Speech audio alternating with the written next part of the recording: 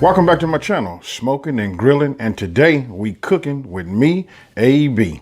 Today I'm going to show you how I make my fajitas. We're going to do two different types of fajitas. We're going to do chicken fajitas, and then we're going to do steak fajitas. And then I put a little twist in there, so it really would be the third one. And we're going to say we're going to do a combination fajita, which would be chicken and steak. And you know, the traditional veggies, you know, things of that nature. What I want to do right now is get right into my rating system. Now this is super easy. You know, besides cooking on the stove, like, you know, preparing your chicken, getting that to the right temperature, you know, internally, and heating up your steak and getting that cooked properly. Outside of that, man, this is like I'm gonna go ahead and give this one a 3.